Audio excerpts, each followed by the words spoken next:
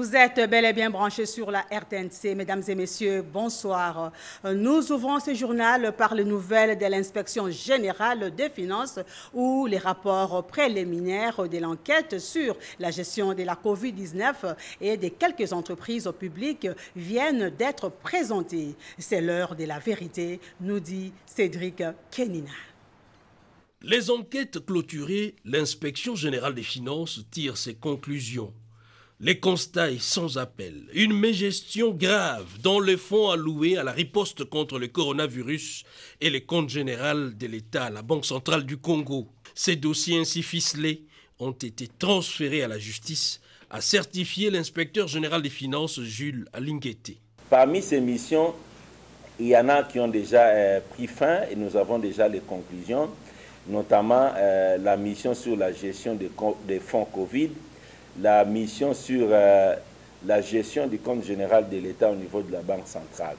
L'inspection générale des finances a trouvé des faits de mégestion caractérisés et nous avions déjà saisi la justice de la République où nous avions transféré les dossiers pour une prise en charge. Nous espérons que dans les tout prochains jours, la justice de notre pays pourra interpeller les personnes impliquées dans cette mégestion constatée. Autre constat tout aussi amer que les premiers, c'est les chiffres effrayants des exonérations. L'inspection générale des finances confirme l'existence de 1300 exonérations occasionnant un manque à gagner de près de 5 milliards de dollars américains. En outre, elle évalue les stocks de compensation à près de 1,5 milliard qui hypothèquent les recettes publiques.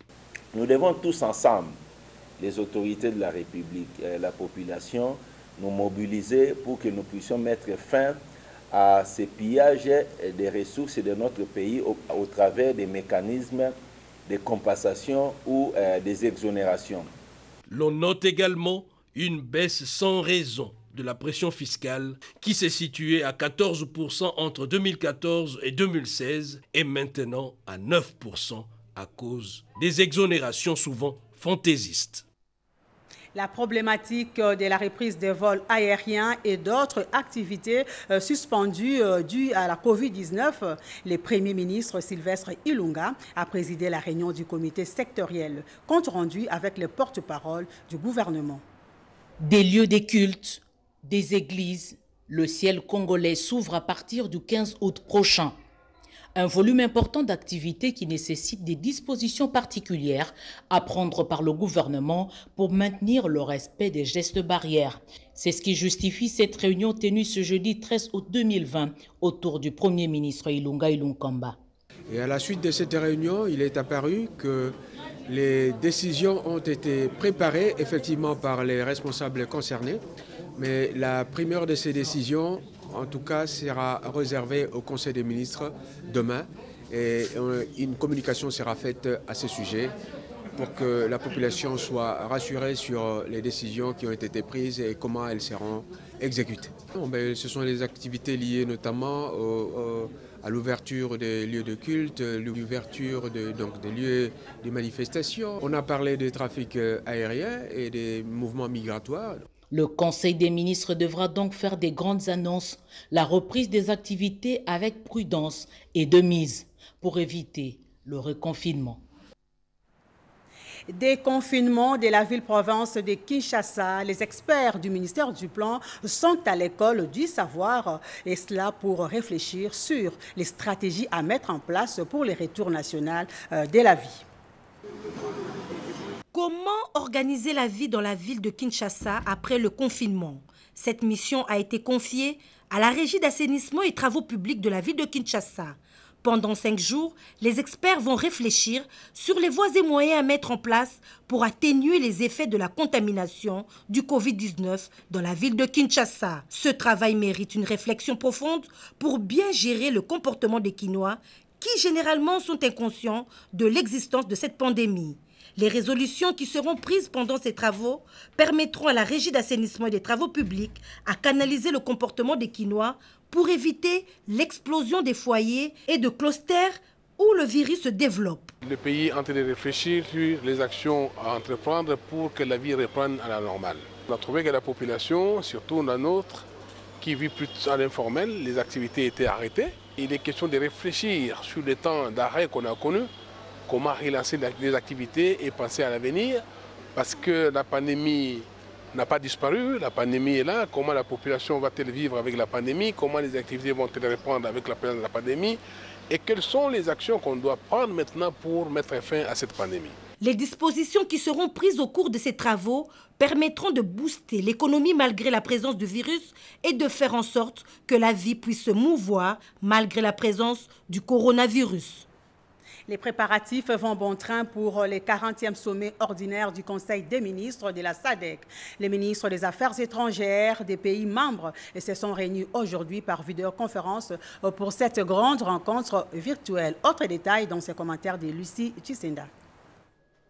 Dans le communiqué final lu à l'issue des travaux de 3 jours, la RDC et la Zambie ont noté que les incidents à la frontière commune et les crimes interfrontaliers tels que la contrebande, le trafic de drogue et d'êtres humains, l'immigration clandestine et autres constituent toujours une menace pour la sécurité des deux pays. Ainsi, la commission mixte a-t-elle réitéré la nécessité pour les institutions de défense et de sécurité des deux pays de rester vigilantes, de renforcer l'échange d'informations et d'intensifier les opérations conjointes en vue de trouver des solutions à long terme et à ces défis. À propos du différend frontalier à Kibanga, dans les territoires de Moba, province du Tanganyika, les deux parties ont reconnu la médiation en cours de la SADC pour une solution durable et à l'amiable. Après la signature du communiqué final par les chefs des deux délégations, Gilbert Kankonde Malamba, vice-premier ministre de l'Intérieur et Sécurité de la RDC, et Davis Chama, ministre zambien de la Défense, les gouverneurs du Haut-Katanga, Jacques Aboula Katwe et Richard Mouyes du Lualaba ont rendu hommage au chef d'État Félix-Antoine Tshisekedi du Congo démocratique, Edgar Lungu de la Zambie, pour ses assises qui témoignent de leur volonté commune de coopérer pour le bien-être de leurs peuples respectifs. La partie zambienne, par la bouche de son ministre de l'Intérieur, Stephen Kampiongo, a souhaité la tenue régulière de ce genre de réunions pour résoudre toutes les questions qui se posent à la frontière commune. Tout en émettant le vœu de voir les résolutions des présentes assises être strictement appliquées, le patron de l'Intérieur et Sécurité en RDC,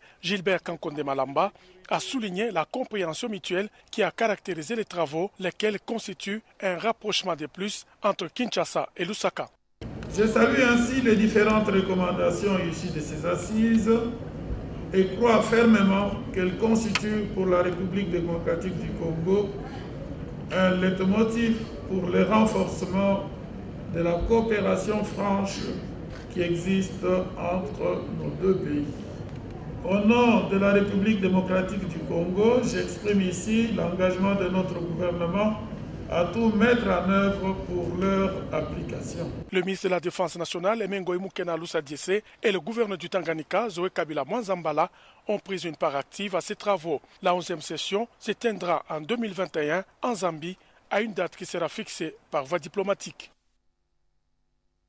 La 10e session de la commission permanente mixte défense et sécurité s'est clôturée à Lubumbashi. Un communiqué final a sanctionné la fin de ces assises. Ils ont reçu la lourde mission de promouvoir et de financer l'électrification dans le Congo profond, dont le taux est estimé à plus ou moins 1% seulement. Pour atteindre ces objectifs, les ressources financières provenant du gouvernement de la République sont indispensables. C'est ainsi que les membres du conseil d'administration de l'Agence nationale d'électrification et des services énergétiques en milieu rural et périurbain ont présenté ces dossiers auprès du vice-premier ministre, ministre du budget Jean-Baudouin Mayomambeke. Et il nous a assuré de son accompagnement et nous sortons vraiment réjouis. Donc nous comprenons que vraiment les gouvernements nous appuient et ça nous a vraiment rassurés. Ça nous donne aussi de pouvoir comprendre que nous avons des responsabilités et que nous n'avons pas droit à l'échec. Donc vous comprenez que c'est vraiment une grande responsabilité, une mission qui est pratiquement aussi salutaire au développement socio-économique du pays. L'Agence nationale d'électrification et des services énergétiques en milieu rural et périurbain a été créée conformément à la loi relative à la libéralisation du secteur de l'électricité en République démocratique du Congo, un texte promulgué en 2014. Toujours au ministère du Budget, les conférences budgétaires se poursuivent conformément au calendrier publié par les vice-premiers ministres, ministres du Budget. Les délégués des ministères de l'Intérieur, du Travail, de la Santé et leurs services connexes ont présenté les prévisions du budget 2021 aux experts de la Direction générale des programmations et politiques budgétaires associés à ceux du contrôle budgétaire. Nous étions là au ministère du Budget où l'électrification en milieu rural, le gouvernement congolais tient à financer et à concrétiser ces projets. Je disais bien avant au ministère de l'Intérieur, la 10e session de la commission permanente mixte défense et sécurité s'est clôturée à Lubumbashi. Un communiqué final a sanctionné la fin de ces assises.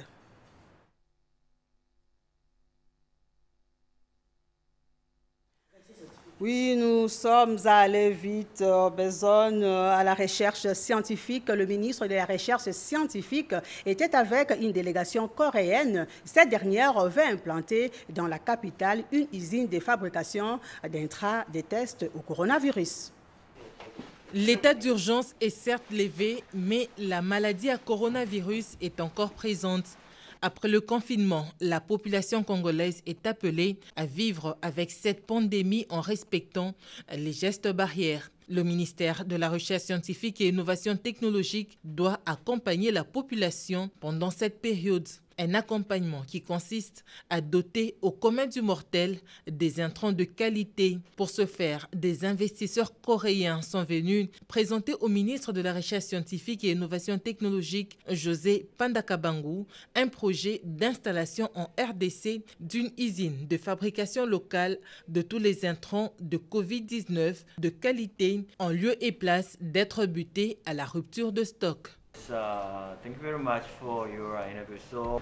Ce que nous allons faire maintenant, c'est plus que la donation parce que notre décision maintenant, c'est l'implantation de plateformes pour la fabrication de ces matériels Covid-19 à partir de la RDC. Le patron de la recherche en RDC a prêté une oreille attentive à cette idée novatrice qui sera examinée à fond. Allowed to come here, honorable President. Déjà en RDC, vous avez plusieurs conflits relatifs de la terre parcellaire et consorts. Avec notre technologie, ça sera une bonne opportunité pour la RDC. C'est comme ça que je me suis fait accompagner d'un grand professeur de montage et de pilotage de drones. C'est une bonne technologie qui va permettre à la RDC de se développer. Signalons que la Corée du Sud fournit à plus de 100 pays des intrants pour lutter contre la Covid-19. Et au ministère de la Santé publique, le ministre Eteni Longondo a conféré ce matin avec les syndicats des médecins sur leurs primes.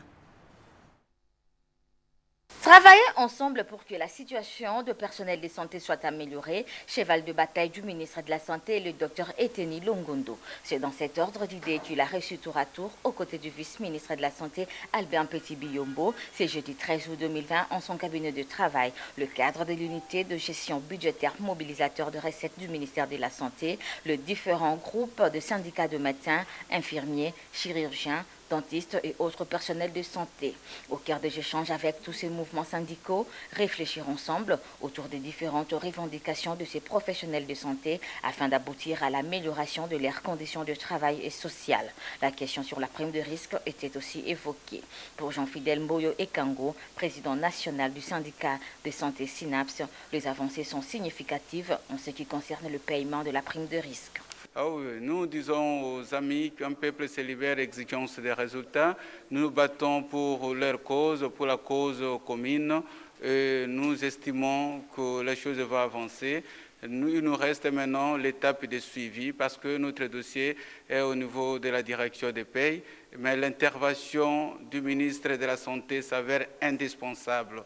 De son côté, le docteur Nyengele Alain, secrétaire général du syndicat national des chirurgiens dentistes, a présenté au ministre Eteni Longondo un cahier de charges reprenant les différentes préoccupations des chirurgiens nationaux de la République démocratique du Congo. Retenons qu'à l'issue de cette série de rencontres, quelques propositions ont été soumises au patron de la santé des Congolais, Eteni Longondo, par ses interlocuteurs, notamment la création des cas cadre de concertation au sein des syndicats et aussi la réduction des écarts entre le médecin et autres personnels de santé. Comment se déroule l'opération d'immatriculation du bureau total de la Caisse nationale de sécurité sociale? Yolande Ebongo, ministre de la fonction publique, était sur place pour en savoir plus.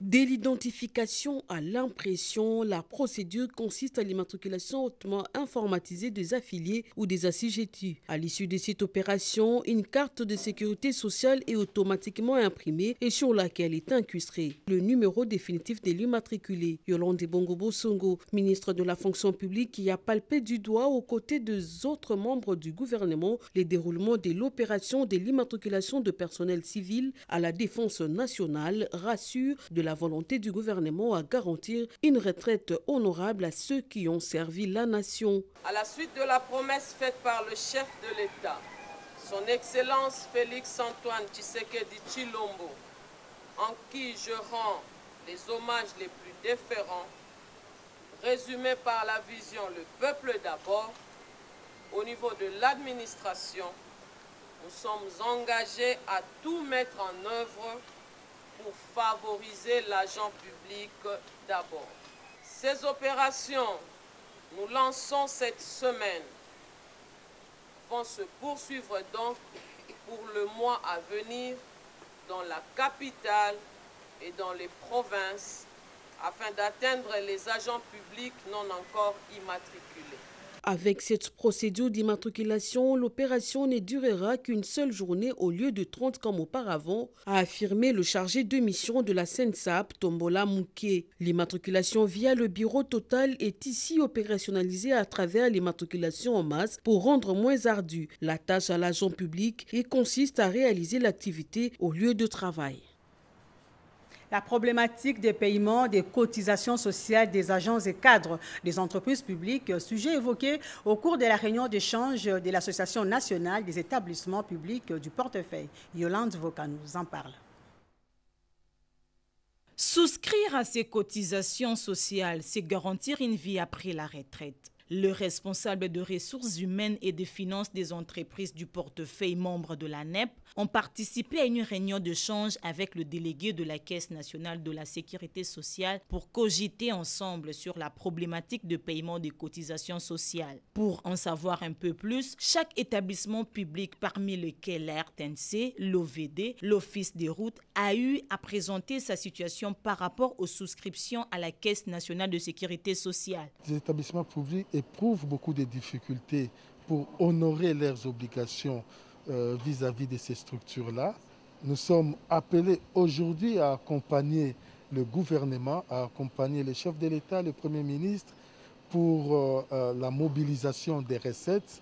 Il est tout à fait normal qu'en tant qu'organisation patronale citoyenne, nous puissions sensibiliser nos membres à cet effet. Aujourd'hui, c'était le tour des établissements publics. Demain, nous aurons les entreprises transformées en sociétés commerciales et d'autres établissements publics qui ne marchent pas au budget de l'État afin de les amener à honorer, comme j'ai dit précédemment, dans les meilleures conditions leurs obligations fiscales. C'est le cheval de bataille de la NEP pour ces jours-ci. La NEP, par son secrétaire exécutif, promet de porter les observations de ces entreprises auprès de l'organe compétent et servir de relais pour maintenir les contacts. Il est allé se rendre compte de l'état d'avancement des travaux de la route de la paix dans la commune de Kinsesso. C'est le président AI de l'UDPS, Jean-Marc Kabound. La commune de Kinsesso, dans le district du Mont Amba, a été honorée ce mercredi 12 août 2020 par la visite de l'honorable Jean-Marc Kabound, son élu. Le président intérimaire de l'Union pour la démocratie et le progrès social UDPS s'est rendu personnellement sur la route dite de la paix où s'exécutent les travaux de réhabilitation de ces tronçons, route de desserte agricole qui était dans un état de délabrement très avancé. L'on se souviendra que lors de la campagne électorale de 2018, Jean-Marc Kabound avait promis de s'investir utilement pour la réhabilitation de cette route, sans compter les têtes d'érosion enregistrées dans cette partie de Kinshasa. Deuxième étape, au pont Matete, Jean-Marc Kabound a initié une marche jusqu'à la place Petit Pont Bikanga, en vue de s'enquérir de l'évolution des travaux exécutés par la société Cadure Construction et supervisés par l'Office des voiries et des drainages, OVD. Après des échanges avec des ingénieurs, Jean-Marc Kabound s'est adressé à la population de Kinshasa. Je me suis investi pour na balabala et Salema. Chef de l'État a comment kobenga balabala na yoana parce que mi colonio sotozaki okutana na nazaka ko rappeler mes présidents balabala na sala yango à force ya ko rappeler a communication na lobby yo pona balabala no wana vraiment c'est à dire que na ne sengo mingi mais na constate na ko solo la na DG à OVD pour basala ba collecteur et mes mama itina Djili. Très content de l'implication de Jean-Marc Kabound, la population de Kinshasa a manifesté sa joie, signalant que cette route de dessert agricole présente un important intérêt quant à l'évacuation des produits agricoles et autres du Congo central vers Kinshasa, la capitale. Le ministre d'État, ministre des hydrocarbures, Ruben Mikindo, allais-je dire, était avec une délégation pétrolière pour la réforme du secteur. Janine Kalinga. À Kinshasa pour une présence qui cadrait avec les négociations sur la reconfiguration à la hausse des prix des produits pétroliers dans le Haut-Katanga, les Lualaba et le Nord Kivu, les opérateurs pétroliers se sont offerts une tribune pour mener une réflexion en profondeur sur les aspects autour de la régulation dans leur corporation professionnelle. À tout moment qu'un problème se posera, il ne faut pas qu'il y ait de barrière entre mon cabinet et vous. Que ce soit individuellement, que ce soit collectivement. Prenez contact avec moi, avec mon cabinet, on va vous faciliter la tâche. Nous sommes à votre service et non le contraire. À l'occasion de ces dîners offerts par le ministre d'État, ministre des Hydrocarbures, Ribens Mikindo Mouima, il s'est dégagé que la question de la régulation pourra figurer parmi les matières à discuter au cours du forum envisagé par le numéro 1 des hydrocarbures, avec pour finalité conférer la valeur et la qualité à ces secteurs de l'économie nationale. Notre souci est d'améliorer le secteur. Il y aura un forum qui sera organisé d'ici là. Si pas le marché, ça sera demain. Pour que finalement nous puissions nous retrouver nous tous. Peut-être qu'on pourra associer aussi les pays voisins, parce que vous savez, nous sommes alimentés pour la plupart pour ce qui concerne le sud et l'est, et même pas à l'ouest, c'est-à-dire toujours les pays voisins. Je pense qu'on pourra associer tout le monde, que ce soit une grande conférence autour de laquelle nous allons parler de nos problèmes, comment améliorer. Toute l'ambition du gouvernement est d'arriver à hisser le secteur des hydrocarbures au même niveau que le secteur minier. Wenze Mabele, c'est la foire Expo qui vient d'être lancée par la ministre d'État, ministre du genre Béatrice Lomea, un marché des femmes entrepreneurs congolaises pour la vente des produits Made in Congo. Yvette Mankoutima pour les reportages.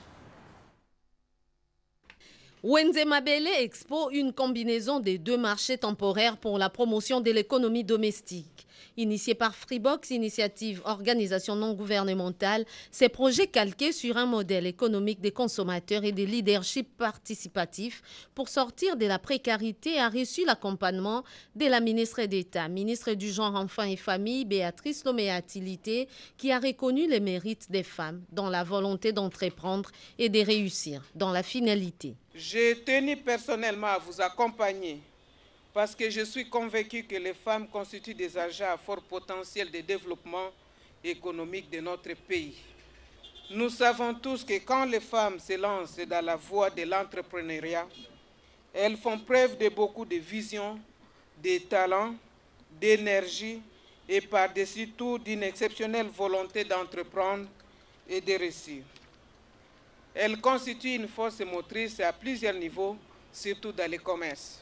Avec le projet Mabele, qui consiste à déployer un nombre important de supermarchés dans la ville de Kinshasa en premier lieu, et ensuite dans d'autres provinces où on vendra qu'en majorité les produits issus de la production locale pour promouvoir l'économie domestique, promouvoir les entrepreneurs congolais. Ces produits Made in Congo, présentés au public, et la contribution de l'entrepreneuriat féminin à l'appel à la solidarité contre la Covid-19, lancé par le chef de l'État, Félix Antoine Tshisekedi Tshilombo. Les préparatifs vont bon train pour les 40e sommets ordinaires du Conseil des ministres de la SADC. Et les ministres des Affaires étrangères des pays membres se sont réunis aujourd'hui par vidéoconférence pour cette grande rencontre virtuelle. Autre détail dans ces commentaires de Lucie Tissinda.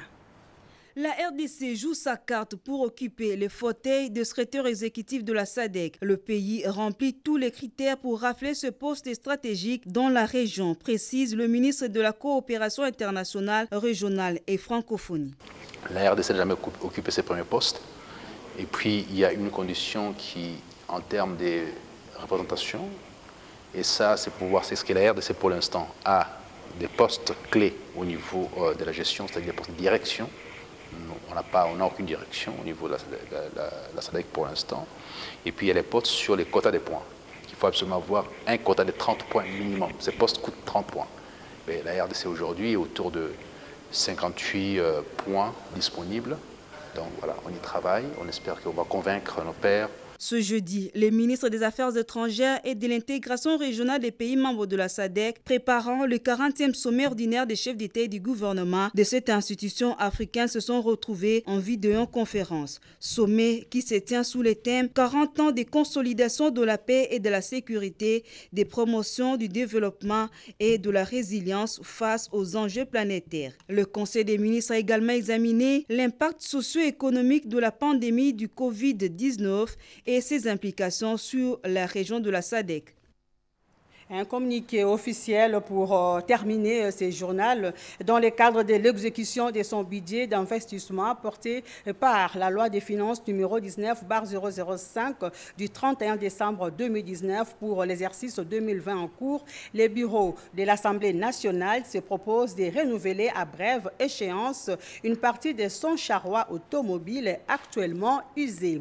Pour ce faire, il envisage suivant la procédure préconisée par la loi relative au marché public d'acquérir quelques véhicules essentiellement utilitaires, mieux spécifiés dans les dossiers d'appel d'offres afférents, disponible à son secrétariat permanent de la cellule de gestion des projets des marchés publics située au Palais du Peuple, au premier niveau, salle Bandundu. Un avis d'appel d'offres mieux étoffé a également été publié à cet effet. Les concessionnaires et autres firmes œuvrant dans les secteurs de commercialisation de véhicules terrestres intéressés par le présent projet des marchés peuvent se procurer les DAO ad hoc et obtenir tout autre renseignement utile tous les jours ouvrables jusqu'au 27 août 2020 de 10h à 16h local à l'adresse SUS indiquée.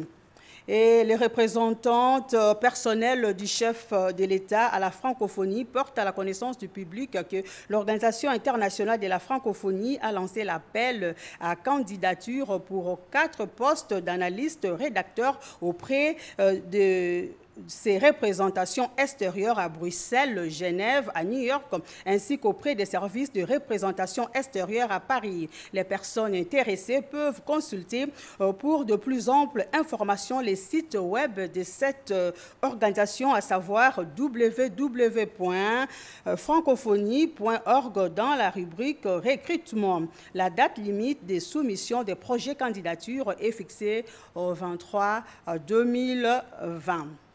Merci à Bijou Kataris et à Ignace Chibangou, un journal de Doris Mozo qui a connu les concours rédactionnels de Renette Koulunga. Merci de votre fidélité. Retrouvez à 22h Oscar Mbal Kaïj. Au revoir, excellente soirée.